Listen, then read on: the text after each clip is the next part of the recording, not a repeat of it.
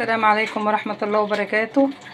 النهاردة ان شاء الله هعمل لكم حاجة محدش بيقول عليها لأ، محدش بيكرهها، كل يتمناها بصراحة. ايه رأيكم؟ كوارع جميلة اهيت، مكسرينها منضفينها زي الفل اهي. بس عايزة اقول لكم حاجة، ما تضحكوش عليا، لان الحاجات دي انا خدتها من الجزار نفسه. النصيحة دي خدتها من الجزار نفسه. كوارع بتتحط في مية باردة، تتحط في مية باردة، ولا بتغلي ولا سخنة، تتحط في مية باردة. اول ما تحطي المية على البوتاجاز زي كده، تحط معاها شوية سكر، معلقة كبيرة سكر، وتغسلي الكوارع وتحطيها.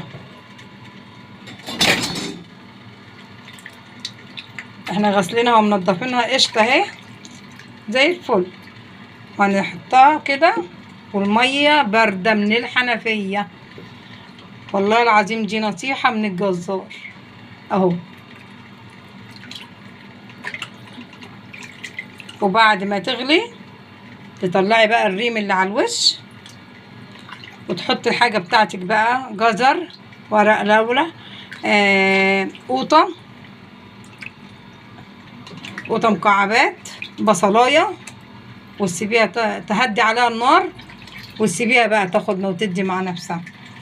بس لما تهدي عليها النار هتبقى في منتهى الجمال مع بعض. وشوفيها هنا يا جماعه، سلقنا الكوارع واستوت اهيت. بس هنعمل بقى الرز الابيض، ونعمل الطشه بتاعه الشوربه. حطينا الماده الدهنيه بتاعه اللي هنعمل فيها الرز اهو.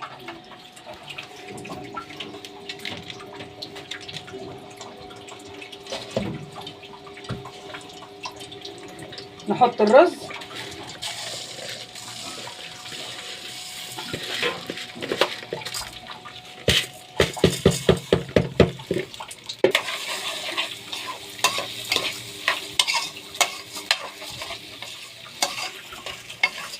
نولع النار على الطشه.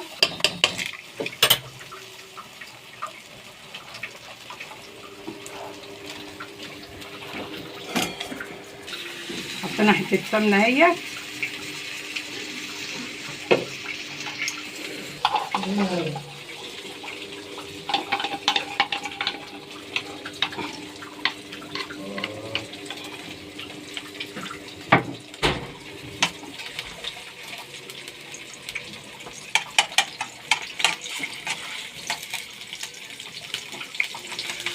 هنا نحط معلقه كزبره اهي كبيره اهي، نقلب.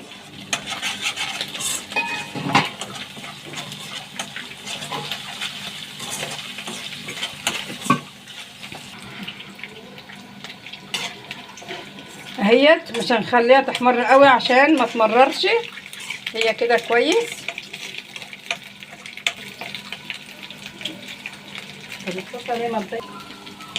اهيت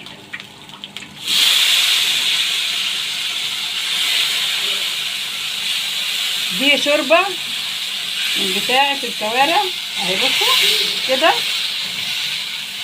نقوم قلبينها هنا كده. الحله هنا بقى بتاعه الكوارع كلها اهي. بعد ما طشينا التومه نسيبها بقى تغلي غلوه ونطفي عليها. ننزل عليه بشويه ميه،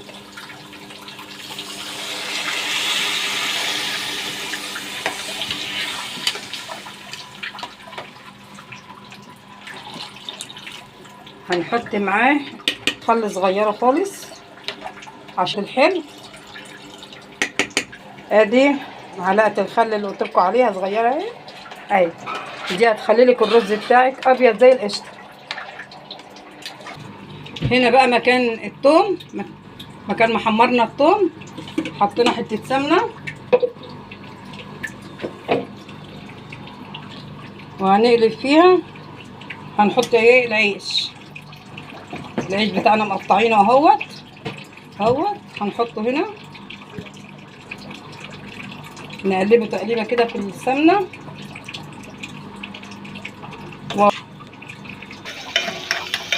هنا هنعمل الثوم بتاع الصلصه بتاعت الفته. حطينا الثوم اهوت، شويه كزبره، ولما يحمر هنحط القوطه. نحط شويه خل الاول، نحط شويه خل وبعدين نحط القوطه. ادي التومه هنحط نطشها بشويه خل بس.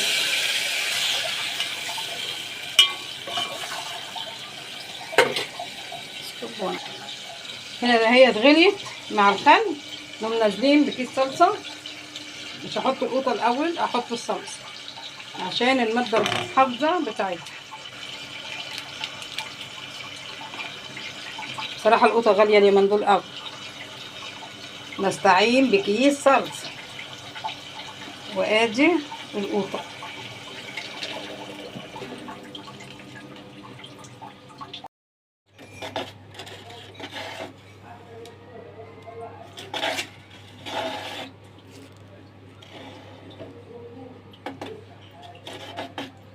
وادي الكوارع يا جماعه، وادي عملناها فته اهوت. ايه رايكم في الجمال ده؟ اتفضلوا معانا، والسلام عليكم ورحمه الله وبركاته.